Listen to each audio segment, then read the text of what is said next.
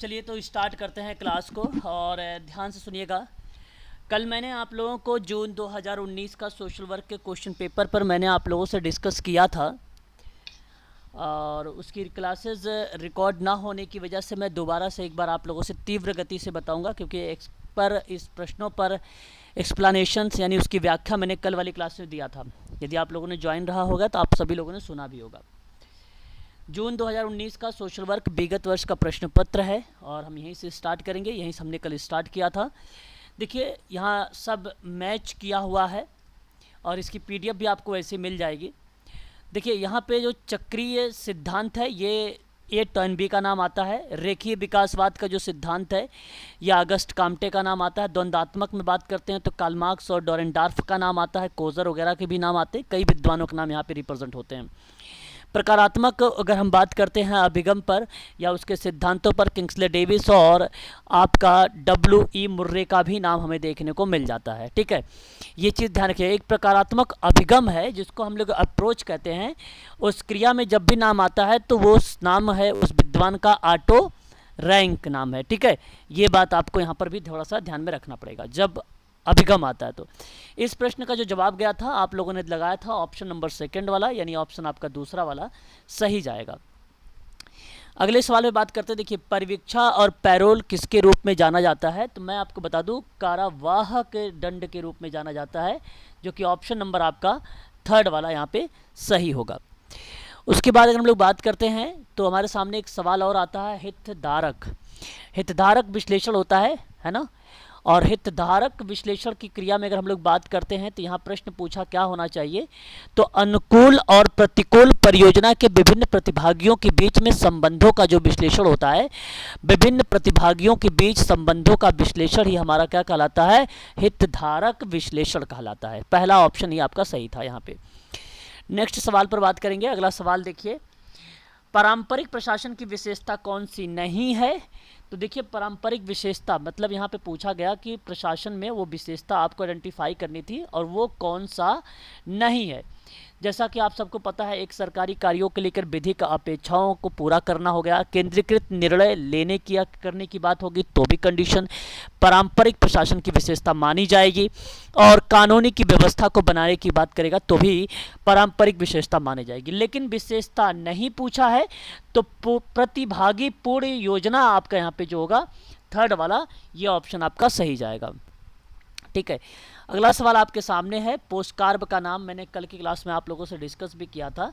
इस प्रश्न पर आप सभी लोग सबसे पहले अगर जब इस तरीके के ऑप्शन आपको दिख जाए, ठीक है, तो वहाँ आप प्राथमिकता सभी लोग देंगे सबसे पहले पोस्टकार्ब की जो प्रक्रिया जो सबसे पहले जिक्र किया गया था, उर्विक और लूथर गुलिक वगैरह का नाम, तो वो प्रशासन के सिद्धांत में जिक्र किया गया था। हालांकि आप सभी लोग समाज कल्याण प्रशासन का सिद्धांत में भी ये चीज़ें जो है मॉडल या प्रतिरूप या स्टेप के रूप में पोस्टकार्ब का नाम पढ़ते हैं। ठीक है, परंतु यहाँ पे समाज कल्याण प्रशासन और प्रशासन का सिद्धांत दोनों लिखा हुआ है, तो प्राथमिकता आपको देनी होगी प्रशासन के सिद्धांत पर। अगर प्रशासन का सिद्धांत ऑप्शन में नहीं रहेगा तो समाज कल्याण प्रशासन का सिद्धांत मानेंगे आप सभी लोग, अदरवाइज प्रशासन का ही सिद्धांत कहलाता है।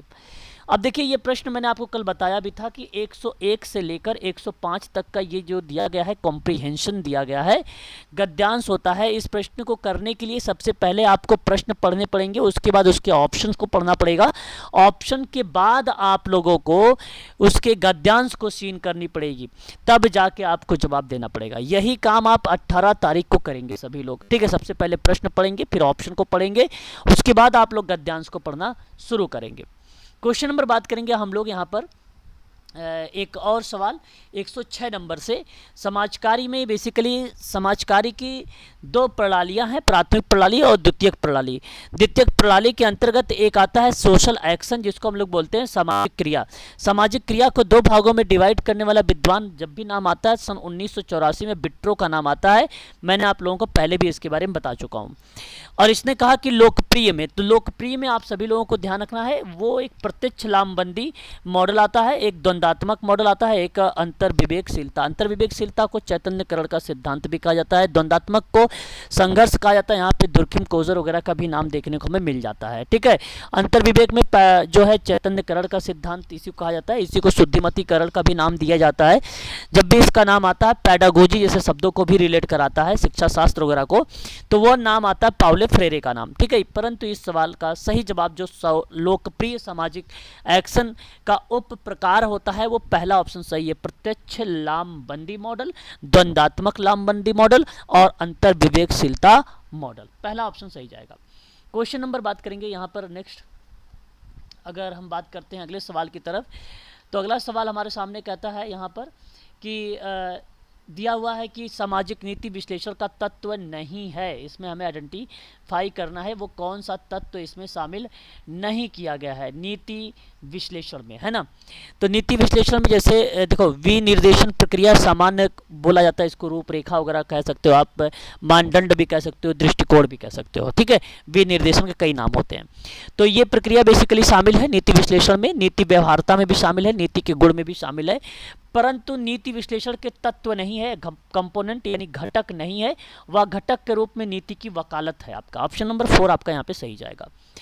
अगला क्वेश्चन यहाँ पर मैंने आप लोगों को कल बताया भी था कि शिक्षा का अधिकार भारत के कौन से संविधान के अनुच्छेद के अंतर्गत शामिल किया गया है। तो शिक्षा का अधिकार आप सबको मालूम है, थर्ड वाला ऑप्शन सही है यहाँ पर। ठीक है, ऑप्शन तीसरा यहाँ पर जो जाएगा वो सत्य माना जाएगा। आवाज क्लियर है, एक बार स्पष्टीकरण करिएगा। जी सर। उसी की तरह आवाज़ है कि थोड़ा बहुत परिवर्तन है इसमें और उसमें? अभी हम लोगों ने जो 7 बजे क्लास किया था सिमिलर है सर, पिच ऊपर नीचे हो रही है। इसमें पिच ऊपर नीचे हो रही है। अच्छा जी, चलिए फिर इसमें देखते हैं। निम्नलिखित गैसों में से किन्हें जो है ग्रीन हाउस गैस कहा जाता है। मैंने आपको कल बताया था ग्रीन हाउस गैसेस के बारे में। वायुमंडल में कुछ ग्रीन हाउस गैसेस पाई जाती हैं, जैसे आपका मीथेन हो जाएगा, आपका नाइट्रोजन ऑक्साइड हो जाएगा, कार्बन डाइऑक्साइड हो जाएगा, जल वाष्प हो जाएगा, ओजोन हो जाएगा, क्लोरोफ्लोरो कार्बन्स हो जाएगा। ये मैंने आपको बताया था। ऑप्शन में यहाँ पर आप देखेंगे एक मीथेन शामिल किया गया है, एक नाइट्रो ऑक्साइड शामिल किया गया है, तो आप कार्बन डाइऑक्साइड शामिल किया गया है और एक मीथेन शामिल किया गया है, जो कि ऑप्शन नंबर 3 में इन्वॉल्व है। तो ये गैस याद करके जाइएगा आप सभी लोग, काफ़ी मदद करेगा आपके पेपर में। फर्स्ट पेपर में भी आ सकता है आपके, सेकंड पेपर में भी आपको देखने को मिल सकता है इससे सवाल। ठीक है ना, तो इसको जरूर याद करके जाइएगा। अगले सवाल की तरफ रुख करते हैं हम लोग। अगला सवाल हमारे सामने ये है, कहता है कि आधुनिक भारत में पंचायतों की विशिष्टीकरण के बारे में बताना है। आधुनिक भारत, आज के भारत में आपको बताना है पंचायतों की विशिष्टता क्या हो सकती है स्पेसिफिक प्रक्रिया पर। जैसा कि कल आपने बताया भी था कि जीवन स्तर को जनता के भागीदारी या साझेदारी या हिस्सेदारी की बात करते हैं तो भी भूमिका बनेगी, आत्मनिर्भरता भी बनाई जाएगी, महिला सशक्तिकरण का भी पार्ट होगा, वित्तीय शक्तियों का प्रदान करने की भी बात की जाएगी। यानी यहाँ पर सभी के सभी पॉइंट आपके करेक्ट होंगे। ऑप्शन नंबर अगर आप देखेंगे सेकंड वाला तो ABCD सारा लिखा हुआ है, तो इसलिए ऑप्शन आपका वहाँ पे सही हो जाएगा।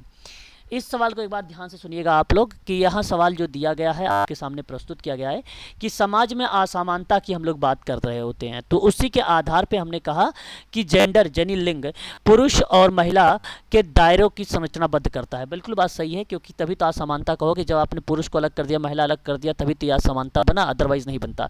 तो ये स्टेटमेंट आपका सही हो जाता है। सभी महिलाएं जो होती हैं अपने परिवार और समुदाय के एक समान रूप से असमान नहीं है। देखो कहने का आशा यहाँ पर देखो, केवल यहाँ से पॉइंट को समझेंगे तो थोड़ा सा यूनिक बना दिया गया है कि एक समान रूप से असमान नहीं है। प्रश्न यहीं से थोड़ा सा यूनिक बना दिया गया है, एक समान रूप से असमान नहीं है, ये बात सत्य है, असमान नहीं है। तो इस प्रक्रिया में कहने का मतलब है हर एक व्यक्ति यूनिक होता है, जैसा कि आप सभी को पता है। दोनों स्टेटमेंट आपके करेक्ट हो जाते हैं, परंतु इसकी व्याख्या आपका स्पष्टीकरण नहीं करती है, इसलिए ऑप्शन नंबर आप यहाँ पर जो चुनेंगे वो थर्ड को देंगे। AR दोनों सत्य हैं, परंतु RA की सही स्पष्टीकरण या व्याख्या नहीं है।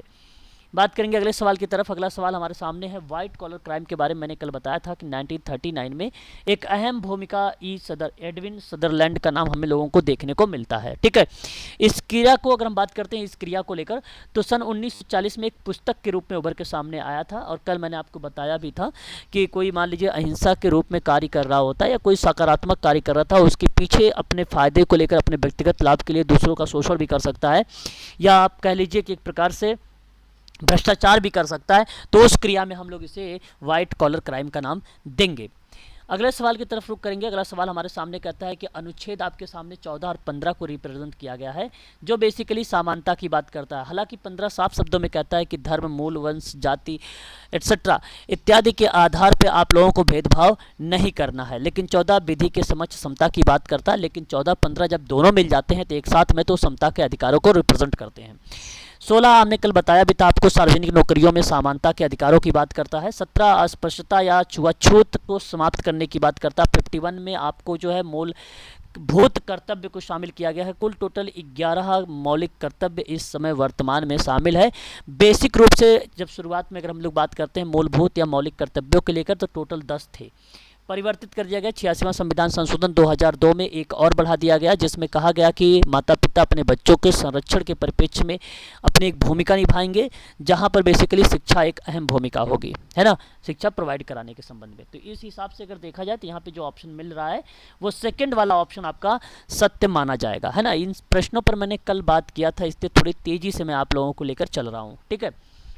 आगे बात करते हैं। क्वेश्चन नंबर यहाँ पर 114 नंबर का सवाल आपके सामने कहता है किसी व्यक्ति या समूह या संस्था को अगर हम बात करते हैं निर्देश जारी करने की क्षमता को क्या कहा जा सकता है। अथॉरिटी को एक और नाम दिया जाता है जिसको हम लोग बोलते हैं वैधानिक या वैधिकरण का नाम, या विधि या विधान जैसे शब्द भी रिप्रेजेंट होता है। अथॉरिटी ऑप्शन सही होगा, जहां व्यक्ति, समूह, संस्था को निर्देश जारी करने की क्षमता रिप्रेजेंट होती है या प्रस्तुतिकरण की जाती है, तो वहां पे अथॉरिटी आता है, प्राधिकरण आता है या प्राधिकार शब्द आता है।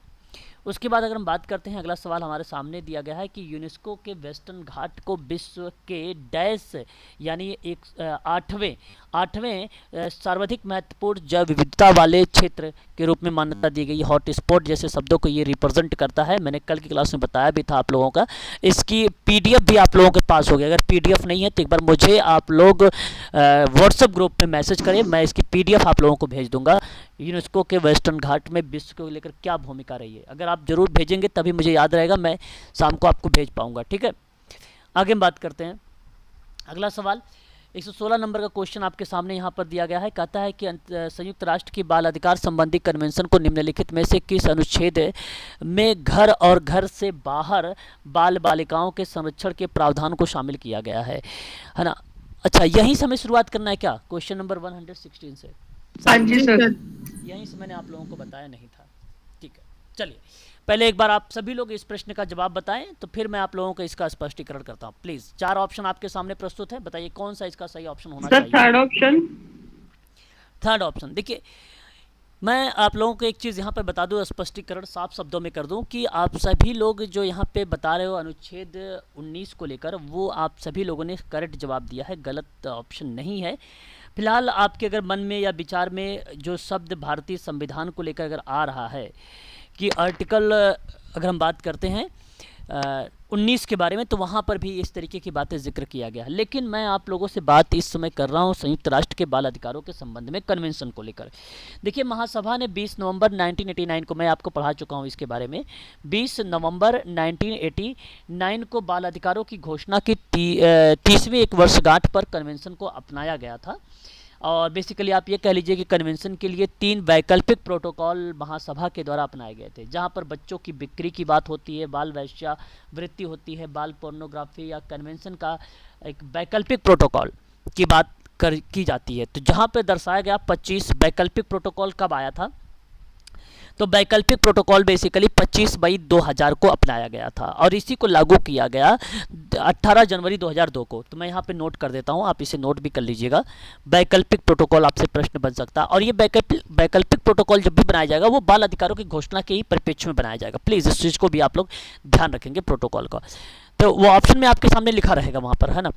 तो उस कंडीशन में ये चीज़ ध्यान रखिएगा आप लोग कि 25 मई 2000 को ये बेसिकली अपनाया गया, और 18 जनवरी 2002 को, 18 जनवरी 2002 को अगर मैं बात करता हूँ तो बाल अधिकार पर कन्वेंशन जो है वो इसको लागू किया गया था 2002। आप लोग अपने कॉपी पर भी इसको मेंशन जरूर करते रहें, जो मेरे द्वारा शब्द बोले जा रहे हैं आप लोगों के प्रति, ठीक है। इस परिप्रेक्ष्य में अगर हम लोग बात करते हैं तो आपको एक बात और बता दूं कि मैं बाल अधिकारों पर कन्वेंशन अनुसमर्थन की 20वीं दस्तावेज को जमा करने के लिए 30 दिन बाद 2 सितंबर 1990 में यानी 1990 को लागू हुआ, और उन क्रियाओं को लेकर रिप्रेजेंट किया गया। इसमें कई आर्टिकल्स भी शामिल किए गए जिसमें बच्चों के नागरिक, राजनीतिक, आर्थिक और सामाजिक सांस्कृतिक अधिकारों का सम्मान और निश्चित करने की प्रतिबद्धता को लेकर बातचीत की गई थी, है ना। इन अनुच्छेदों पर हम लोग जब बात करते हैं तब ऐसी कंडीशन पर, ठीक है। तो मेरे कहने का आशय अगर मैं यहाँ पर बात करता हूँ तो सही जवाब जो आप लोगों ने यहाँ पर दिया है ऑप्शन नंबर, अगर हम बात करेंगे यहाँ पर तो जो थर्ड ऑप्शन है अनुच्छेद आपका जो रिलेट कराएगा यहाँ पर, कौन से नंबर का अनुच्छेद प्लीज, 19 नंबर का सर अनुच्छेद। उन्हें हाँ 19 नंबर का जो अनुच्छेद रिलेट कराएगा उस संबंध में ये प्रश्न आपका फिर करेक्ट हो जाता है ना। यहाँ पर अगर हम बात करते हैं तो ये करेक्ट हो जाता है। तो बाल अधिकारों पर कन्वेंशन क्या है, अगर आपसे सवाल बनता है तो क्या बताएंगे? आपके सामने अगर ये सवाल प्रस्तुत हो जाए क्या है बाल कन्वेंशन अधिकार, तो आप वहाँ पर क्या जवाब देना उचित समझेंगे? प्लीज़ एक बार स्पष्टीकरण करिए। बाल अधिकारों के परंपराओं के बारे में या उनके संबंधों के बारे में हम लोग जिक्र कर रहे हैं, तो बेसिकली बच्चों की सुरक्षा की बात करेगा, उनके सम्मान वगैरह के बारे में बात करेगा। नाम तो आप लोगों ने सुना ही होगा UNCRC के बारे में, मैंने पढ़ाया है आप लोगों को UNCRC के बारे में, है ना। तो इसमें कुल टोटल बेसिकली 54 जो है क्या है अनुच्छेद शामिल किए गए हैं, यही ना है UNRC है ना, यही देख लीजिए एक बार, UNCRC see convention on the right of the child, यही ना है क्वेश्चन। कुल कितने अनुच्छेद हैं इसमें? 54 आर्टिकल्स हैं, बताओ, नोट करते रहो। 54 बताएं सर आपने। हाँ 54 जी, 54 सर। हाँ 54 अनुच्छेद आपके शामिल है और बच्चों के अधिकार उपलब्ध कराने के लिए सरकारों को कदम उठाना चाहिए, इस पर बात किया गया। CRC को संयुक्त राष्ट्र द्वारा कब अपनाया गया? CRC को UN के द्वारा कब अपनाया गया? अपनाया कब गया प्लीज़, अपनाया कब गया? 1989 को, और न्यूनतम रूप से अनुसमर्थन प्राप्त करने के बाद 1990 में ये लागू हुआ। लागू कब हुआ? लागू कब हुआ? 1990 2 सितंबर। और इसके अंतर्गत अगर हम बात करते हैं कन्वेंशन में, तो 18 वर्ष से कम आयु के बच्चों को मानव माना जाता है। 18 वर्ष से कम उम्र के बच्चों को, कुछ पॉइंट यहाँ पे नोट कर देता हूँ क्योंकि आपका ये टॉपिक भी यहाँ पे कवर हो जाएगा, है ना, ठीक है, याद भी हो जाएगा आपको UNCRC, ठीक है। 1989 अपनाया गया, लागू 2 सितंबर 1990। 54 अनुच्छेद 18 वर्ष से कम ठीक है, बच्चों को क्या माना गया है? मानव माना गया है, मानव। CRC मानता है कि प्रत्येक बच्चे को मौलिक अधिकार प्राप्त हैं, CRC यही मानता है ना। तो वो उसमें क्या क्या अधिकार शामिल हो सकते हैं CRC में? जैसे अगर मैं बात करूं जीवन, अस्तित्व और विकास का अधिकार, क्या क्या चीज़ें हो सकती हैं? जीवन, अस्तित्व और विकास, ठीक है। ये जल्द ही इस पेन पैड का जो है ना, ये जल्द ही इसकी प्रॉब्लम हो जाएगी क्योंकि ये थोड़ा सा एरर जो आप लोग देख रहे हैं लिखने में जो गलती हो रही है, ये जल्द ही, ये मैंने पैड को भी आज बेसिकली ऑर्डर कर दिया है, ठीक है। तो ये 3 दिन लगेंगे, 2 से 3 दिन लगेंगे। 2 से 3 दिन में ये पैड भी आ जाएगा, आपको ईजिली सारी चीज़ें मिल जाएंगी, फिर आसानी से वहाँ पे सारा चीज़ें साफ शब्दों में लिखा जाएगा, है ना। ये थोड़ा सा पेन जो है पुराना हो चुका है, आप ऐसा कह लीजिए, है ना, जो सही तरीके से काम नहीं कर रहा, लेकिन 2-3 दिन बाद आपका मैं जो नया मंगा दिया हूँ आ जाएगा। दूसरी अगर हम बात करते हैं तो शिक्षा का अधिकार, जो उन्हें अपनी पूरी क्षमता तक पहुँचने में सहायता करता है, यह आपका दूसरा एक पॉइंट बन जाएगा, शिक्षा के अधिकार को रिप्रेजेंट करेगा। दूसरा जो है शिक्षा का अधिकार रिप्रेजेंट करेगा, शिक्षा का अधिकार, है ना। इस चीज़ को आप सभी लोग ध्यान रखिएगा दूसरे वाले पॉइंट में। तीसरे वाले में दुर्व्यवहार, हिंसा और उपेक्षा से सुरक्षा का अधिकार देता है, ठीक है। दुर्व्यवहार की बात अगर हम लोग करते हैं या हिंसा की बात करते हैं, ठीक है भाई, और अपेक्षा की बात करते हैं, वहाँ पे सुरा राय व्यक्त करने और सुने जाने के अधिकार की बात करता है। आप अपनी राय को व्यक्त कर सकते हैं ना, ठीक है, राय व्यक्त कर सकते हैं, इसलिए ये बात भी ध्यान रखिएगा। और सुने जाने का भी अधिकार देगा। माता पिता और द्वारा पालन पोषण करने या उसके संबंध में रखने की बात करेगा। 4 इसके सिद्धांत है, बता सकते हो आप लोग? यूएनसीआरसी के 4 सिद्धांत कौन कौन से? कौन स्टूडेंट बताएगा? बताइए प्लीज़। 4 सिद्धांत, यूएनसीआरसी के 4 सिद्धांत प्लीज। गरिमा, स्वतंत्रता, समानता, गैर भेदभाव, दूसरा जीवन, अस्तित्व, अभी आपको ऊपर मैंने नोट करवाया है, विकास का अधिकार और विकास का अधिकार, ये दूसरा आपका सिद्धांत है। तीसरा बच्चे का सर्वोत्तम हित, बच्चे का सर्वोत्तम हित, मैंने ये पढ़ा रखा हूँ, आप लोग प्लीज़ अपने नोट्स को पढ़ते नहीं हो लग रहा है मुझे, पढ़ा करो भाई, दिक्कत हो जाएगा। सर्वोत्तम हित। और चौथा बताइए, विचार, बच्चे के विचारों का सम्मान, है ना, विचारों का सम्मान। ये सब तथ्य हैं, ये मत कहिए कि ये तर्क है, ये तथ्य है, ठीक है, इसको तथ्य कहा जाता है, ठीक है ना, याद रखिएगा। तो बाल अधिकार आंदोलन को संक्षिप्त अगर मैं समय रेखा पर बात आप लोगों से करता हूं तो संयुक्त राष्ट्र सर फिर से आपकी आवाज कम ज्यादा हो रही है, ठीक है भाई, समझने में दिक्कत हो रही है। अभी आप इतना कम तो नहीं होनी चाहिए कि जो आपको दिक्कत कर जाए इस माइक से। सर एकदम से सर कभी कभी तेज हो जाती है और फिर एकदम से तेज हो जा रही है, ऐसे हो रहा है। जी सर, सुनीता जी बिल्कुल ठीक कह रही हैं। अच्छा जी, एकदम से कम हो जाता है। अभी चलिए, अभी आवाज़ देखो क्लियर है। पहले नेटवर्क इश्यूज थे जा रहा, अब नेटवर्क इश्यूज समाप्त हुए तो अब माइक वाला इश्यूज आ गया है। हालांकि मैंने अभी दूसरा माइक लगा रखा है, इसलिए अगर आप इसको निकालूंगा तो रिकॉर्डिंग में दिक्कत आ जाएगी, इसलिए नहीं निकालना पड़ेगा इसको अब, है ना। दूसरी अगर हम बात करते हैं यूनिसेफ की बात, ठीक है, यूनिसेफ की बात करते हैं यूएनसीआरसी में। तो यूनिसेफ की स्थापना 1900 कब हुआ था? 46 में, है ना, 1946 में हुआ था। और एक नाम आप लोगों ने नाम सुना होगा, यूएनजीए का नाम जानते हो ये क्या है? प्लीज़ एक बार बताइए। यूएनजी 1959 में ना बेसिकली इसको अपनाया गया था। प्लीज़ एक बार बताइए क्या है ये जो मैंने अभी आपके सामने रिप्रेजेंट किया है, यूएनजीए शब्द? Sir United nation general assembly है सर। जनरल असेंबली, ठीक है, जहां बेसिकली उत्तर जीविका का अधिकारों को रिप्रेजेंट किया गया है, जहां संयुक्त राष्ट्र महासभा ने बाल अधिकारों की घोषणा को अपनाया, जो बच्चों के संरक्षण को लेकर, शिक्षा को लेकर, स्वास्थ्य को लेकर, देखभाल को लेकर, आश्रय और अच्छे पोषण के अधिकारों को परिभाषित करने के दृष्टि से। तो उस क्रिया में जो है ये नाम हम लोगों को देखने को मिलता है, ठीक है। तो इस बात को आप सभी लोग ध्यान रखिएगा, थोड़ा सा इम्पॉर्टेंट रहेगा आप सबके लिए। इसमें मैंने आपको बता दूं कि इसके अंतर्गत जब 1959, पहले इस बात को एक बार सुन लीजिए अच्छे से आप सभी लोग, है ना, जब आपसे बात कही जा रही है यहाँ पे 1959 में संयुक्त राष्ट्र महासभा के बाल अधिकारों की घोषणा, कब? 1959 में यूएन महासभा की घोषणा, महासभा की, बताइए, घोषणा, है ना, अधिकारों की। तो इसके लिए आपको कुछ अधिकार दिए गए हैं, जैसे में उन अधिकारों को आप क्रम में नोट कर लीजिए। नंबर 1 पेपर में आया हुआ सवाल है, उत्तर अगर हम बात कर रहे हैं, हाँ, जीविका या जीविता, उत्तर जीविता का अधिकार। नंबर 2 संरक्षण का अधिकार।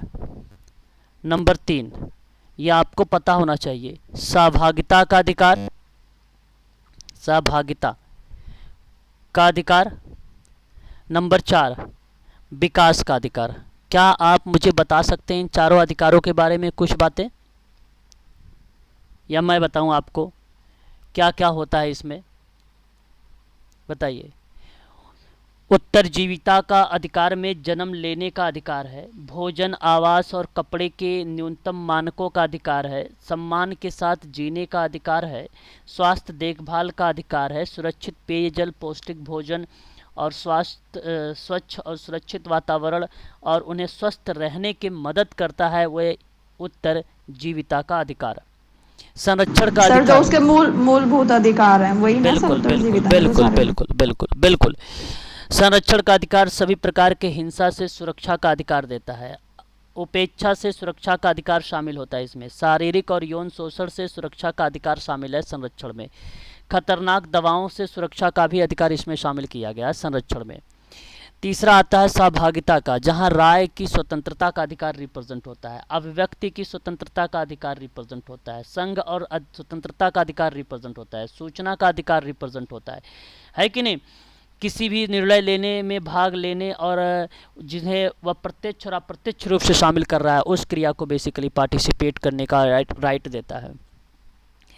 विकास का अधिकार, शिक्षा का अधिकार, सीखने का अधिकार, आराम करने और खेलने का अधिकार, सभी प्रकार के विकास का अधिकार, भावनात्मक, मानसिक और शारीरिक रूप से जो क्रियाओं को रिप्रेजेंट करता है वो विकास के अधिकार को शामिल करता है। तो ये आपको ध्यान रखना होगा, जो है संयुक्त राष्ट्र महासभा के द्वारा 1959 वाली प्रक्रिया में आ जाता है, जहां हम लोगों ने यूनाइटेड नेशन जनरल असेंबली को अपनाया था बाल अधिकारों की घोषणा। कब अपनाया था बता दीजिए?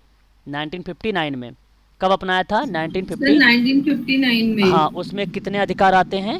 4। सर 4। हाँ, ये बात आपको ध्यान रखना होगा, ठीक है। जी तो सर। अगर मैं आपसे बात करता हूँ जब ये आपको 1959 में अपनाया गया तो UNCRC अब आया यहाँ पे UNCRC। पहले UNCRC थोड़ी ना आया। पहले तो हम लोग ने किस तरीके से बात कर रहे थे, हमने बाल अधिकार आंदोलन के बारे में बात किया। हम लोगों ने पहले 1924 में बाल अधिकारों पर जिनेवा पर एक घोषणा हुआ था उसके बारे में देखा, ठीक है। फिर उसके बाद यूनिसेफ 1946 के बारे में देखा। फिर उसके बाद 1948 में मानव अधिकार का एक सार्वभौमिकता की घोषणा हुई, है ना, वो चीज़ें आई। फिर उसके बाद 1959 में UNGA आया।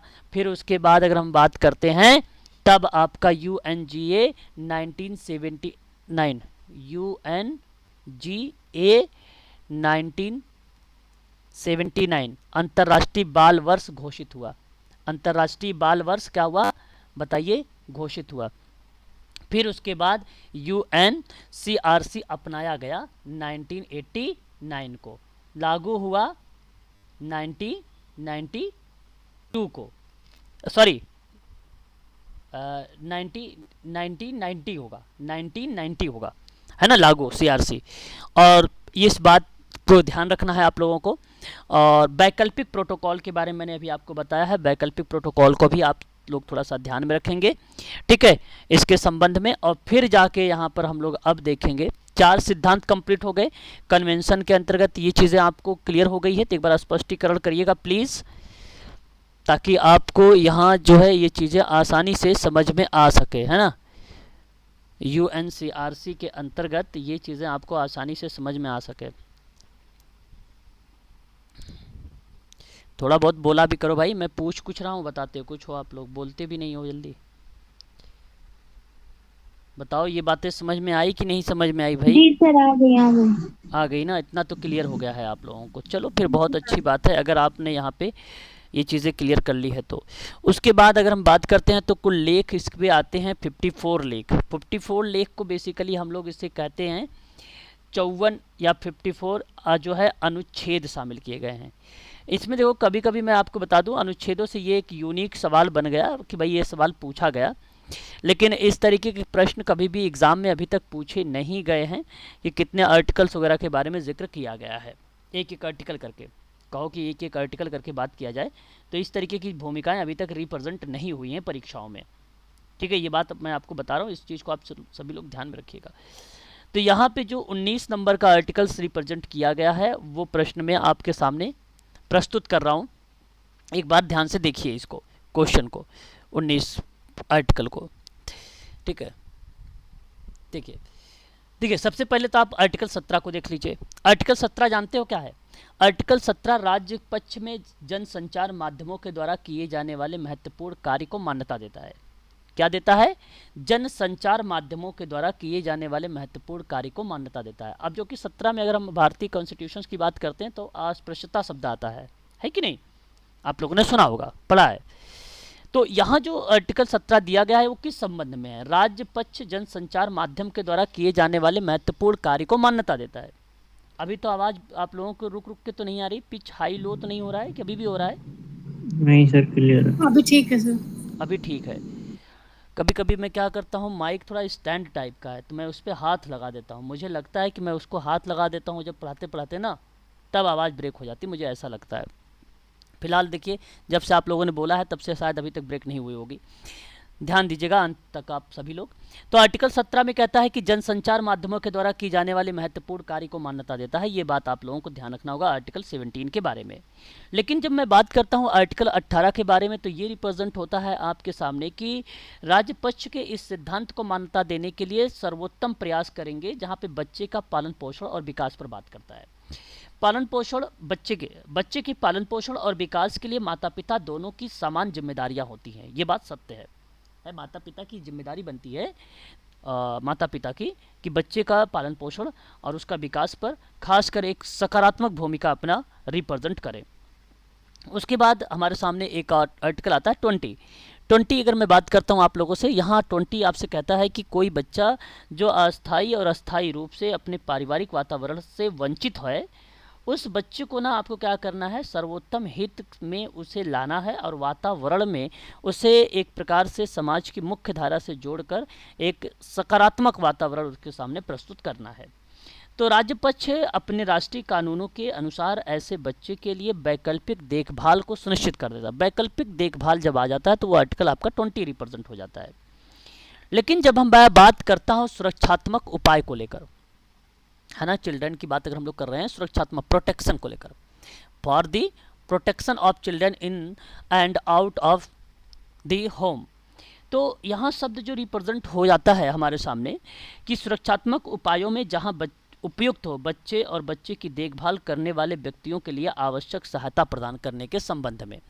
ठीक है, तो उस कंडीशन में चाहे वो बालक हो या बालिका हो, है ना, चाहे वो बालक हो या बालिका हो, तो यहाँ रिप्रेजेंट हो जाता है दुर्व्यवहार के मामलों की पहचान, रिपोर्टिंग, रेफरल, जांच, उपचार, अनुवर्ती क्रिया जहाँ उपयुक्त होता है, और न्यायिक भागीदारी के लिए एक प्रभावी प्रक्रिया को शामिल कर देता है। ठीक है, तो राज्य पक्ष जो है माता पिता, कानूनी अभिभावक या किसी अन्य व्यक्ति जो बच्चे की देखभाल करता है, देखभाल में रहते हुए बच्चे को सभी प्रकार की शारीरिक और मानसिक हिंसा, चोट या दुर्व्यवहार या उपेक्षाकृत व्यवहार या यौन शोषण या शोषण इत्यादि चीज़ों को इसमें शामिल कर दिया गया है। तो घर और घर से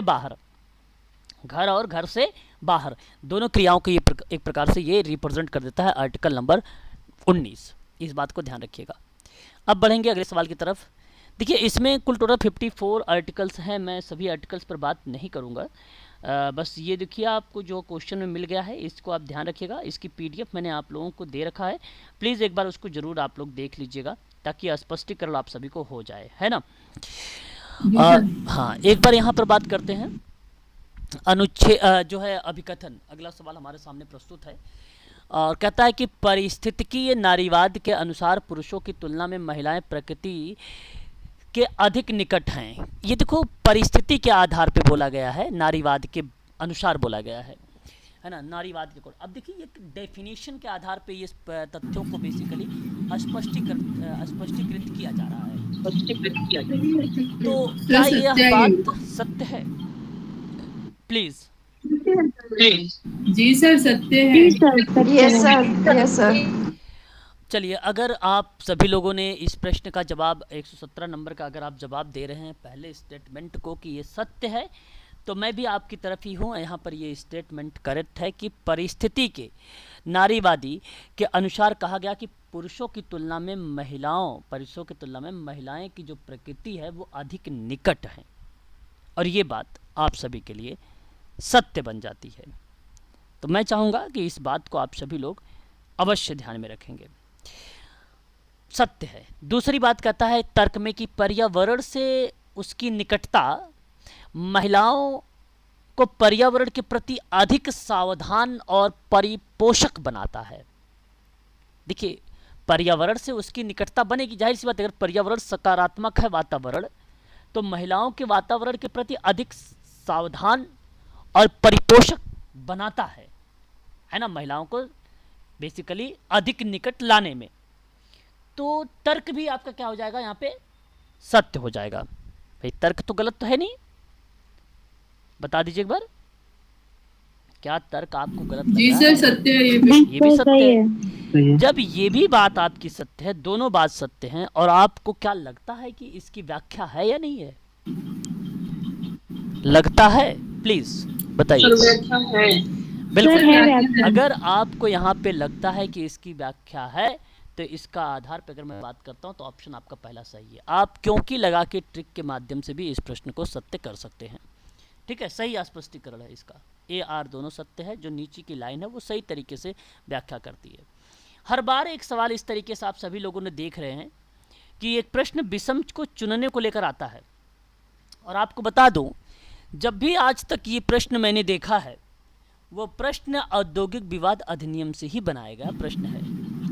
कोई अलग प्रश्न भी आप लोगों ने नहीं देखा होगा। तीसरा बार मैं ये प्रश्न करवा रहा हूँ अभी तक। तो देखिए, धरना है, घेराव है, हड़ताल है, तालाबंदी है।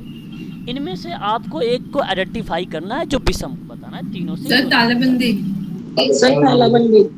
तालाबंदी सर। यदि आप तालाबंदी कर रहे हैं, जैसे देखो धरना हो गया, इम्प्लाई करेगा, घेराव इम्प्लाई कराएगा, हड़ताल इम्प्लाई करेगा, लेकिन ताला कौन बंद करेगा? जिसकी कंपनी होगा, जो सर जिसकी एम्प्लॉयर होगा, कंपनी होगी। हाँ, जो मालिक होगा। Employer sir. तो यह ऑप्शन नंबर आपका जो जाएगा वो फोर्थ वाला ऑप्शन आपका करेक्ट हो जाएगा। यही आपको छांटना होता है इसमें यूनिक कौन सा है। क्वेश्चन नंबर देखिए आपके सामने एक बार रिप्रेजेंट और इम्पोर्टेंट सवाल आ रहा है। ये भी क्वेश्चन इम्पोर्टेंट है। जैसा कि आप सभी लोगों ने क्या पढ़ा है, रिट। रिट में आपने पढ़ा होगा एक उच्चतम न्यायालय, जहाँ जारी होता है उच्चतम न्यायालय 32, और एक पढ़ा है आप लोगों ने उच्च न्यायालय। रिट में पढ़ा है कि नहीं पढ़ा है? बताया था मैंने आपको, याद होगा तो ठीक है, नहीं याद होगा तो सुन लीजिए। तो 226 होता है आर्टिकल में। ये बात आपको याद आ रही है कि उच्चतम न्यायालय में अगर रिट की बात होती है तो वो आर्टिकल 32 आता है। उच्च न्यायालय में अगर हम लोग बात करते हैं तो वो बेसिकली आर्टिकल 226 आता है, जो हम लोग बोलते हैं हाई कोर्ट वगैरह वाली भूमिका। आता है कि नहीं आता है?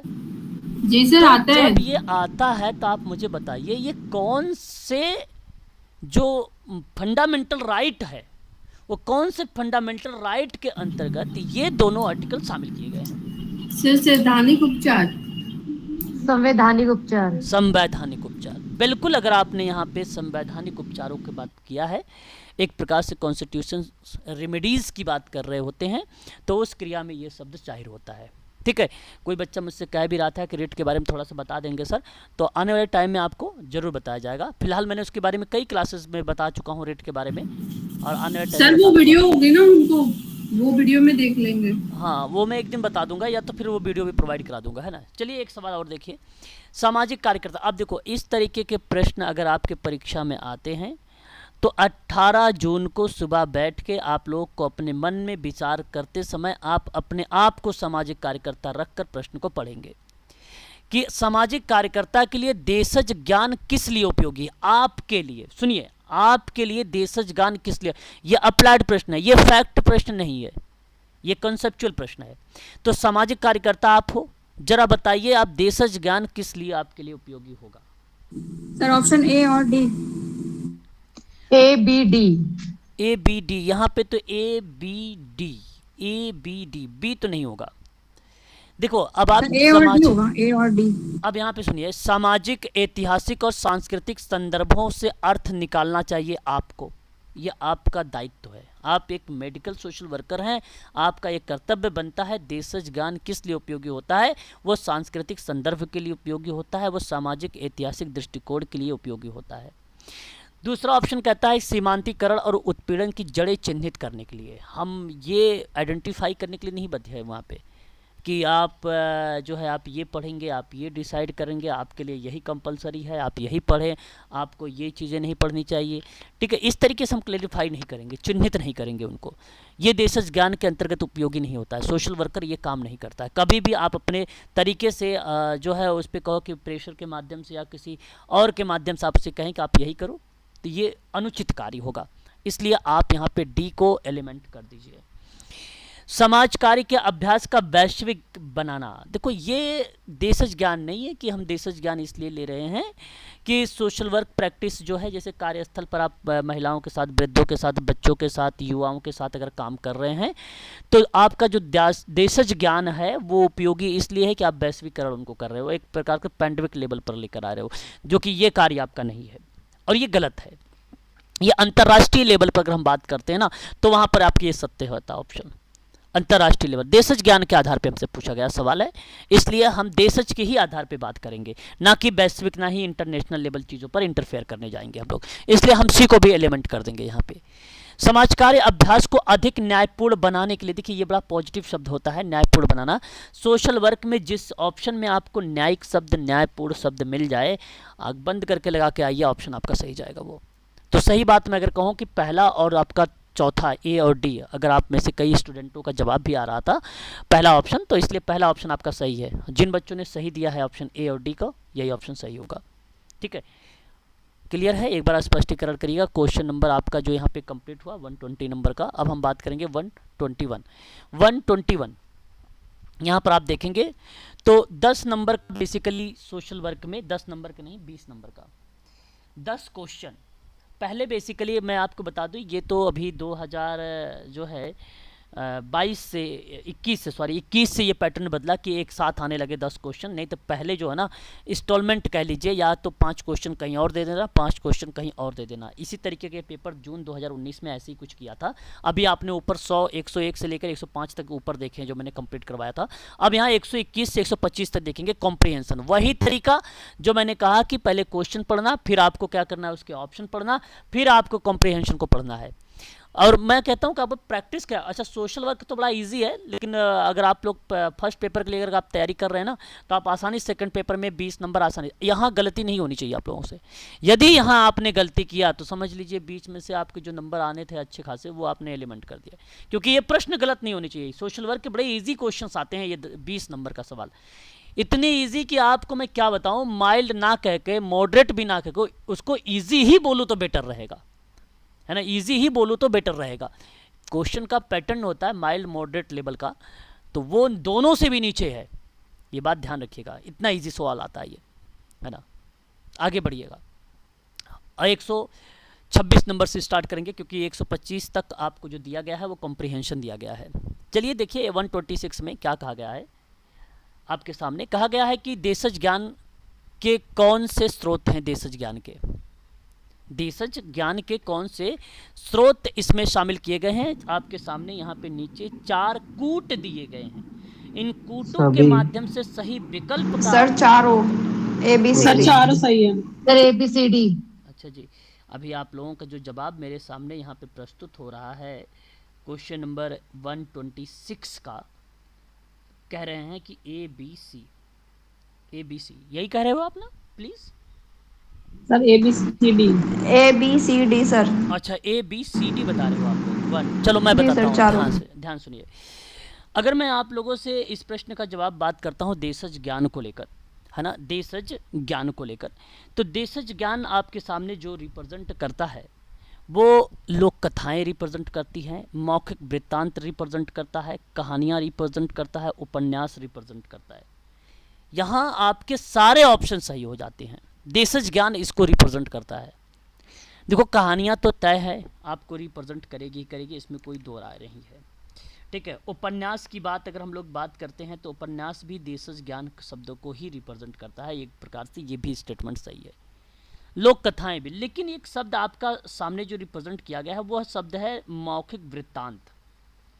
मौखिक वृत्तांत को आप वृत्तांत ना कह के कहिए तो मौखिक प्रस्तुति कह दीजिए, है ना, या तो व्यक्तिगत रूप से या समूह के रूप से सार्वजनिक भाषण कह लीजिए, जिसका उद्देश्य होता है जानकारी प्रदान करना, मनोरंजन करना, यही काम होता है मेडिकल सोशल वर्कर का। मतलब ये थोड़ी ना होगा कि आप मनोरंजन ही करते रहो, इसका मतलब ये नहीं। मनोरंजन करने का तात्पर्य ये होता है कि बीच बीच में उन एक्टिविटीज़ को मोटिवेट या प्रोत्साहन देने के परिप्रेक्ष्य में इस तरीके की एक्टिविटी संचालित होनी चाहिए जो मौखिक प्रस्तुति दर्शाती है, तो दर्शकों को प्रेरित करती है, एक प्रकार से शिक्षित करती है।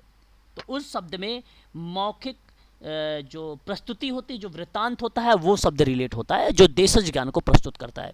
सभी ऑप्शन यहाँ पे करेक्ट होंगे। विकल्प का अगर आप चुनाव करेंगे तो फोर्थ वाला विकल्प आपका यहाँ पे सत्यता के रूप में रिप्रेजेंट होगा। क्वेश्चन नंबर 127 आपके सामने प्रस्तुत किया गया है। क्वेश्चन नंबर 127 आप इसका जवाब बताएंगे।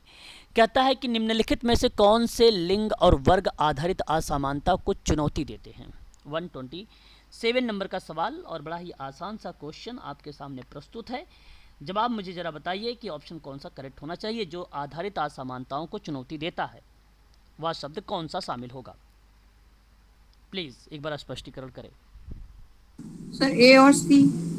ए और सी, चलिए मैं आपको बताता हूँ, मेरी बात को बड़े ही ध्यान से आप सभी लोग सुनिएगा। देखिए ये एथिक सेंसिटिव सोशल वर्क का पार्ट बनता है, एथिक बनता है। ये अगर मैं आप लोगों से बात करता हूँ वे आप एथनिक कह लीजिए, एथनिक सेंसिटिव। भेदभाव आप सबको पता है एंटी डिस्क्रिमिनेटरी कहा जाता है, इसको एंटी डिस्क्रिमिनेटरी कहा जाता है भेदभाव विरोधी को। और नारीवाद को आप सबको पता होगा फेमिनिस्ट सोशल वर्क कहा जाता है। अतिवादी को अमूल परिवर्तनवादी भी बोला जाता है, इसे हम लोग रेडिकल, रॉबर्ट बेली का नाम आता है सोशल वर्क इसमें में, तो आप रेडिकल सोशल वर्क का नाम भी रिप्रेजेंट कर सकते हैं। ये तो इंग्लिश में पार्ट बन जाता है। परंतु अगर मैं इस प्रश्नों की तरफ रुख करता हूँ आप लोगों से, तो मेरा कहने का जो आशय है एथिक सेंसिटिव सोशल वर्क असमानता को चुनौती दे सकती है। अप्लाइड प्रश्न है यहाँ पर, यह आपको चुनौती दे सकती है। जानते हैं नृजातीय शब्द ना मनुष्य जाति रिप्रेजेंट करता है। सोचो एक बार, आप सोचो एक बार, मनुष्य जाति का प्रस्तुतिकरण आप कहीं करोगे तो क्या आप जेंडर और उसके वर्ग के आधार पे आप असमानता कर रहे हैं कि नहीं कर रहे हैं। अरे भाई आपने कहा जाति का मतलब ब्राह्मण, देखा तो ब्राह्मणों के साथ राजपूत, जाट जैसी चीज़ों को अगर आपने जब इसे शब्दों को रिप्रेजेंट करने लगते हैं तो क्या वो चीज़ें वर्ग के रूप में आधारित असमानता को चुनौती नहीं देती है? देती है, सर देगी, बिल्कुल देगी। तो यहाँ तो नृजाति का मतलब ही होता है एक प्रकार से, अगर हम बात करते हैं मनुष्य जाति का ही, मनुष्य जाति का, ये इसका मीनिंग ही होता है एक प्रकार से। ये तो ये आपका स्टेटमेंट आपका करेक्ट है, इसमें कोई दो राय नहीं है ना, इसमें कोई दो। लेकिन एक सवाल और आपके सामने यहाँ पे प्रस्तुत हो रहा है, भेदभाव विरोधी समाज कार्य। देखिए साफ है, क्लियर है, इसमें कोई कहने की बात ही नहीं है। क्या भेदभाव विरोधी शब्द जहाँ पे एंटी डिस्क्रिमिनेशन शब्द आता है, जहाँ भेदभाव का विरोध या रोकने का इरादा किसी के लिंग यानी जेंडर, जाति, उम्र आदि के कारण आप अनुचित व्यवहार, अधिकांश लोग भेदभाव विरोधी कानून का अनुसमर्थन करते हैं, तो उस शब्द में आपका ये शब्द रिलेट होगा ही होगा। तो इसलिए पहला और दूसरा तो सत्य है, इसमें कोई दो राय नहीं। अब बात करते हैं तीसरे को लेकर। देखिए ये नारीवादी है, नारीवाद तो बेसिकली सशक्तिकरण की तरफ बढ़ रहा है। तो आप किस तरीके से यहाँ पे कह सकते हो कि जेंडर, अब ये मत सोचिए कि मैंने यहाँ एक ऑप्शन में पॉइंट साफ शब्दों में मेंशन कर दिया और वो शब्द मेंशन कर दिया फेमिनिस्ट शब्द को, यानी नारीवाद शब्द को, नारीवाद शब्द को। तो इसका मतलब ये नहीं कि मैंने नारीवाद दिया भाई, पुरुषवाद का नहीं किया तो इसलिए नारीवाद हो गया आपका असमानता। नहीं, नारीवाद शब्द पॉजिटिव शब्द है, ये चुनौती नहीं देता है। इनमें सशक्तिकरण की बात होती है समाज कार्य में। और रेडिकल की बात करते हैं अगर हम लोग, किसकी बात? रेडिकल सोशल वर्क की, जहाँ पहले देखो महिलाओं को समान मनुष्य माना जाता है, उनकी गरिमा, स्वतंत्रता, समानता उनकी जैविक आधार पे ना होकर उनके व्यक्ति के रूप में होनी चाहिए, तो वो नारीवाद समाज कार्य बनता है। तो इस वजह से ये असमानता का पार्ट नहीं है, ये बात तय है। लेकिन जब मैं आपसे अतिवादी की बात करता हूँ, रेडिकल की बात करता हूँ, अतिवादी का मतलब क्या होता है? चरमवाद, चरमवाद, अतिवाद मतलब किसी चीज को ले जाना, चरम पर ले जाना, अति अति तक ले जाना। इस शब्द का प्रयोग धार्मिक और राजनीतिक विषय में ऐसी विचारधारा से लिया होता है जो मुख्य धारा समाज के नज़रिए से स्वीकृत शब्दों को रिप्रेजेंट करता है ना। तो मेरा कहने का जो आशय है इस प्रश्न के आधार पे वो नारीवाद और अतिवाद समाजकारी है। एक पॉजिटिव शब्द है जो लिंग और वर्ग आधारित असमानता को चुनौती नहीं देता है। जहां निर्जाति संवेदी और भेदभाव विरोधी शब्द आते हैं ये शब्द रिलेट होता है, और इस आधार पे ए और बी को लगाएंगे तो ऑप्शन नंबर आपका पहला सही चला जाएगा। सर तो ये जो अतिवादी है ये यहाँ पे किस बारे में बात करता है जो चरम पे ले जा रहा है, किस चीज को? देखिए यहाँ पे किसी एक्टिविटी क्रियाशील या किसी सर आपकी आवाज ना बहुत कम आ रही है, ऑडिबल नहीं हो रही है, सुनना मतलब सुनने में परेशानी हो रही है। तो इतना नहीं होना चाहिए, वो एकदम तो कई बार बिल्कुल ही डाउन चली जाती है, बहुत ज्यादा ऐसे ध्यान से सुनना पड़ रहा है। अच्छा तो ध्यान से सुनो ना फिर, है ना? नहीं मतलब सर एकदम ड्रॉप हो जाती है, बहुत ज्यादा धीरे हो जाती है एक बार को ना ऐसे। देखो मैं चलो अब बेसिकली क्या है कि मैंने अभी इसको मैंने लगा दिया है रिटर्न पर, ठीक है, वो चला जाएगा। अब कल इसको यूज नहीं करूंगा जो हाँ नहीं सर बस थोड़ा सा आप ना ऐसे तो जो मैंने दूसरा यहाँ पे रखा है अभी है मेरे पास, ऐसी बात नहीं, इसमें मेरे पास 4 माइक हैं, है ना। नहीं अभी तो वैसे हाँ भी बेसिकली मैं इसको कंफर्म करने के लिए भाई कर रहा था और मैंने उसको लगा दिया है रिटर्न पर, है ना। कल या परसों में आ जाएगा। तो फिलहाल अब कल से इसको यूज़ नहीं करेंगे, लेकिन तब तक आप सभी लोग थोड़ा सा बनाए रखिए, 10 मिनट का और क्लास है बस। हाँ जी ठीक है, तो ये बात आप सभी लोगों को ध्यान रखना है इसके अंतर्गत। सर ये अतिवाद वाला प्लीज बता दीजिए, सुनने में नहीं अतिवाद बेसिकली क्या शब्द रिप्रेजेंट करता है, जैसे एक चीज को आपको क्रियाओं को बढ़ाने की बात। अति मतलब क्या होता है, जाहिर सी बात है ज्यादा शब्दों को रिप्रेजेंट करता है। अति का मतलब आशय ज्यादा तक, अति करना नहीं कहते आप, अति हो गया मतलब काफी ज्यादा। हाँ, आपने अति कर दी तो वो एक्शन पे अति की बात कर रहा है, मतलब तो क्रियाओं पे अति। अतिवादी समाजकारी मतलब हम जब भी समाजकारी में बात कर रहे हो, यहाँ कोई पर्टिकुलर जेंडर किसी वर्ग को नहीं रिप्रेजेंट किया गया है अतिवाद में, अति को, इसलिए यहाँ पे रेडिकल सोशल वर्क है। तो आप जब भी काम करेंगे तो सिंपल सी बात है, अगर मैं काम करना चाहूँ तो महिला पे भी काम करूँगा तो अतिवादी समाजकारी करूँगा, पुरुषों पे करूँगा तो भी अतिवादी समाजकारी करूँगा, बालकों पे करूँगा तो भी वही करूँगा। तो इसका मतलब ये हुआ कि ये पॉजिटिव शब्द है। ठीक है सर, ठीक है। आगे अगर हम बात करते हैं, अगला सवाल हमारे सामने आता है, very most important question, YWCA का नाम आता है। नेशनल YWCA का सबसे पहले आपको बताना है, school of social work was the started in the year dash eight करके आपको बताना है। 4 ऑप्शन आपके सामने प्रस्तुत किए गए हैं। 1946 दिल्ली, अच्छा 1946 लखनऊ। चलिए यहाँ पे 2 ऑप्शन आ गए हैं आप लोगों को, और अगर मैं आप लोगों से यहाँ पे बात करूँ तो अगर आपने ऑप्शन नंबर लखनऊ का चुनाव किया है, national YWCA school of social work स्थापना 1946 में, और शब्द का चुनाव किया है लखनऊ, तो मैं आपको बता दूं यह ऑप्शन आपने सही चुनाव किया है। ठीक है, ये आपका ऑप्शन यहाँ पे करेक्ट माना जाएगा।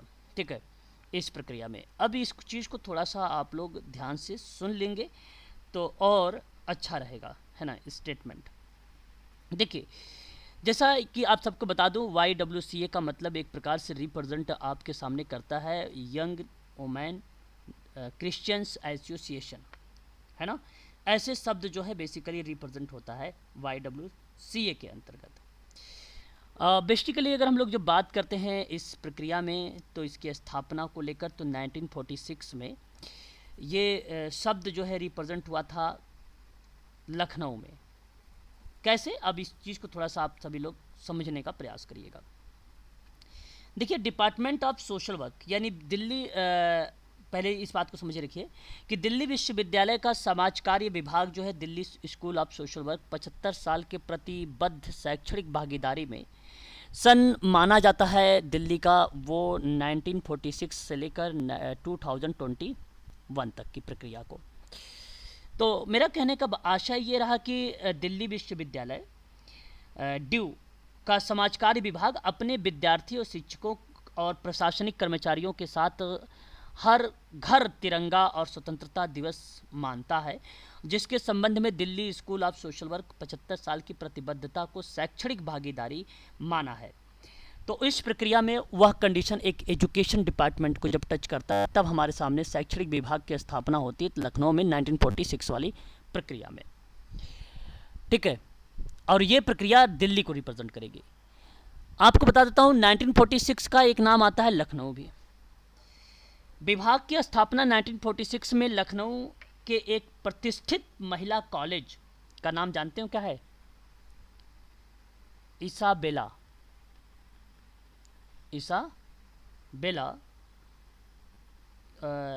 थॉर्बन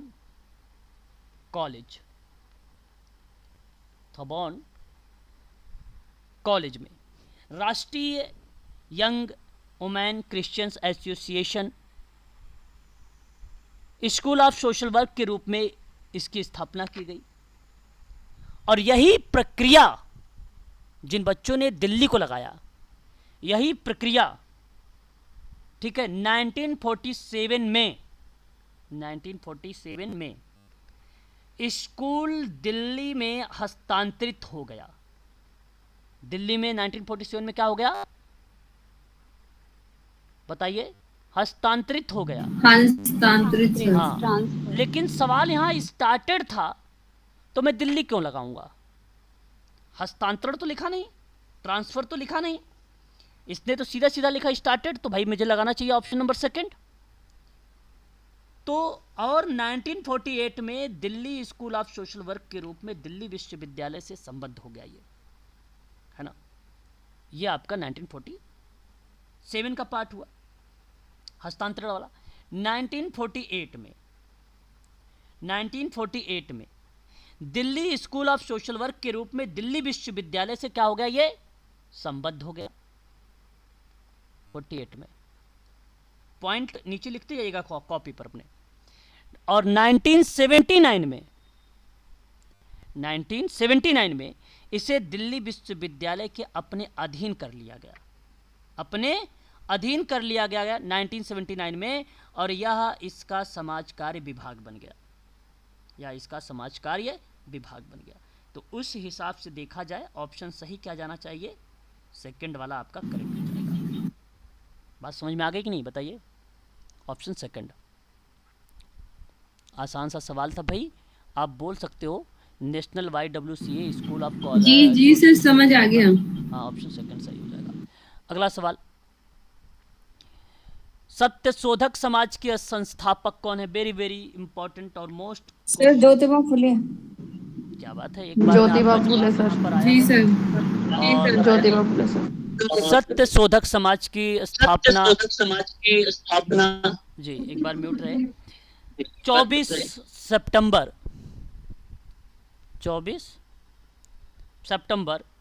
1873 में ज्योतिबा फूले के द्वारा स्थापित किया गया सत्यशोधक समाज, अर्थात सत्य मतलब सच की खोज करने वाला समाज। तो यह एक छोटे से समूह के रूप में शुरू हुआ था और इसका उद्देश्य शूद्र एवं अस्पृश्य जाति के लोगों को विमुक्त करना था, है ना, विमुक्त करना था।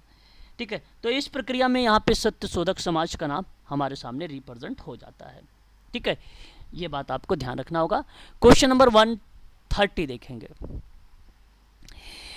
इनमें से किसने समाज कार्य, शिक्षा, संसाधन प्रबंधन और परामर्शदात्री कार्यों का निर्धारण किया है? देखिए, very very most important question, unique सवाल, पहली बार आया और ये दोबारा आया भी नहीं है। हो सकता है इस बार 18 जून को आपको सुबह वाली शिफ्ट में मिल जाए ये सवाल। जरा एक बार बताइए, समाज कार्य, शिक्षा और संसाधन प्रबंधन और परामर्शदात्री कार्यों का निर्धारण किया है किसने? प्लीज सर पहला ऑप्शन, फर्स्ट। आप यहाँ पर ऑप्शन नंबर 1 की तरफ रुख कर रहे हैं 130 में, तो मैं आप लोगों को बता दूं कि आपने सही जवाब दिया है। यहाँ पर अगर हम बात कर रहे हैं समाज कार्य के, देखिए, शिक्षा, संसाधन प्रबंधन, परामर्शदात्री कार्य का निर्धारण करने वाला अगर कोई स्टेटमेंट आपके सामने प्रस्तुत हो रहा है तो इसका कहने का जो आशय है वो आपके सामने नाम आ जाता है अर्मेंडो टी मोराल्स और BW श्योफार का नाम हमारे सामने प्रस्तुत हो जाता है। और ये नाम इम्पोर्टेंट है किस परिप्रेक्ष्य में? समाज कार्य के, शिक्षा के दृष्टिकोण में, वहाँ ये नाम हम सब के लिए इम्पोर्टेंट बन जाता है। तो मेरे हिसाब से इस सवाल का जो ऑप्शन जाएगा वो पहला वाला ही ऑप्शन आपका सही माना जाएगा। ठीक है, मुझे उम्मीद है कि आप लोग इस प्रश्न का केवल इतनी बात ध्यान रखें, ये कॉन्सेप्ट है, ये अगर मैं आपसे बात कर रहा हूँ ना समाज कार्य के दृष्टिकोण से या समाज कार्य शिक्षा के अंतर्गत संसाधन को लेकर, ठीक है, जहाँ यहाँ जिक्र किया गया एजुकेशन को लेकर and resources management and consultancy functions को लेकर ध्यान में रखने की बात की गई, तो उस प्रक्रिया में यहाँ पे नाम जो आता है वो पहला ऑप्शन आपका करेक्ट हो जाता है, अरमेंडो टी मोराल्स और BW शिकोफार का नाम। अब ये प्रक्रिया आप सोच रहे होंगे कि सर ये आया कब था। बिल्कुल आप सही सोच रहे हैं, यह कॉन्सेप्ट बेसिकली एक पुस्तक के रूप में रिप्रेजेंट किया गया था, और ये पुस्तक जो रिप्रेजेंट हुई थी 2010 में रिप्रेजेंट हुई थी। 2010 में ये प्रस्तुत हुआ था। क्या प्रस्तुत हुआ था? तो आप ध्यान देने वाली बात है, समाज कार्य के शिक्षा संसाधन प्रबंधन और परामर्शदात्री के कार्य का निर्धारण, ये स्टार्ट हुआ था 2010 में। किताब के रूप में रिप्रेजेंट किए थे, इस विद्वान का नाम आ जाता है यहाँ पर सामने। ठीक है, लेकिन आप सोच रहे होंगे कि सर ऑप्शन नंबर बी किस रूप में हो सकता है। ऑप्शन नंबर बी भी हमारे सामने रिप्रेजेंट किया गया है, नाम आ जाता है यहाँ पर। अगर हम बात करते हैं तो BW बोइस और के मिले का नाम, ये social work and empowering profession शब्द को रिप्रेजेंट करते हैं, है ना। ध्यान देने वाली बात है आप सबके लिए यहाँ पे, अगर हम बात कर रहे हैं इसके बारे में, ठीक है, तो यहाँ शब्द ये जो है प्रस्तुत होता आता है किस रूप में, एम्पावरिंग प्रोफेशन के रूप में रिप्रेजेंट होता है, प्रोफेशन के रूप में रिप्रेजेंट होता है 2018 में। 2019 का पेपर है, 2018 में आया हुआ था। ये क्या आया हुआ था, ध्यान देने वाली बात है आप सबके सामने जो मैंने लिखा है, एन एम्पावरिंग प्रोफेशन में शब्द ये रिलेट हुआ है social work and human service series, social work and human service series represent हुई है एन एम्पावरिंग प्रोफेशन में। ये बात आप प्लीज़ ध्यान में रखिएगा, इंपॉर्टेंट क्वेश्चन है। पॉइंट नंबर, अगर मैं थर्ड ऑप्शन की बात करता हूं, हमारे सामने ऑप्शन नंबर थर्ड भी अपने आप में एक इंपॉर्टेंट क्वेश्चन को रिप्रेजेंट करता है, जो दर्शाता है RA सिकडमोर और MG ठाकरे और OW Farley. Introduction to social work की बात करते हैं ये तीन विद्वान। सन की बात करता हूं मैं आप लोगों से, तो 11 जून 1999 की इन्होंने भूमिका निभाई है। क्या, इंट्रोडक्शन टू सोशल वर्क के बारे में, सिकडमोर, MG ठाकरे और W फार्ले का नाम। ये बात आप ध्यान रखना है इनके परिप्रेक्ष्य में। लेकिन वहीं अगर हम बात करते हैं तो एक ऑप्शन और हमारे सामने रिप्रेजेंट होता है, R एडम्स और L डोमिनली लीना, जिसको हम लोग बोलते हैं लीना डोमिनली, M पाइन का नाम हमारे सामने प्रस्तुत होता है। और मैं आपको बता दूं, इस प्रक्रिया में 2002 में इन मैं जो बता रहा हूँ ये सब विद्वानों के नाम एक साथ आए हुए हैं, ऐसे नहीं कि ये अलग अलग बता रहा हूँ। इनके कॉन्सेप्ट याद रखना अत्यंत आवश्यक है। 2002 में सोशल वर्क थीम्स को लेकर बात करने वाले विद्वान, किसको, थीम्स को लेकर बात करने वाले, इश्यूज़ को लेकर बात करने वाले एंड क्रिटिकल को लेकर बात करने। क्रिटिकल का मतलब समझ रहे होंगे आप लोग, संकट वाला क्रिया, क्रिटिकल को लेकर जिक्र करने वाले। ये परिपेक्ष बेसिकली 2002 में ये पब्लिश की गई। समाजशास्त्र को लेकर बात करते हैं, वैल्यूज़ वगैरह में लेकर, तो इसके कई एडिशन है। जो लास्ट अभी हाल का आया हुआ है वह प्रक्रिया 2012 होगी, 2012 एडिशन समाजशास्त्र में, ठीक है, मीड के साथ। लेकिन मैं कहूँगा कि 2012 आप याद ना रखें, ऊपर जो मैंने अभी आपको बताया है 2002, ये आपको ध्यान रखना है बस, 2002 ये वाला। बस यहाँ आपका आज के लिए इतना ही रखिए, कल हम लोग इसके आगे बात करेंगे, ठीक है। बाकी माइक परिवर्तित हो जाएगा, आप लोग निश्चिंत रहें। आज मैंने ये क्लास लास्ट लिया है इस माइक से, है ना, थोड़ा सा कंफर्म करने के लिए, और इससे ये स्पष्ट हो गया कि आवाज़ एकदम स्लो हो जाती है ना, ये तो क्लियर हो गया है। जी सर, एकदम बहुत ज़्यादा स्लो हो जाती है, ऐसा कान ना ऐसे लैपे में घुसाना पड़ रहा है। कोई बात नहीं, लैपटॉप में घुसा मत कान वगैरह अपना, ठीक है। जी सर, 18 तारीख को पेपर जाने हैं देने, है ना। बाकी सर हमारे तो कान के पर्दे नहीं छेद हो छेद हो गए।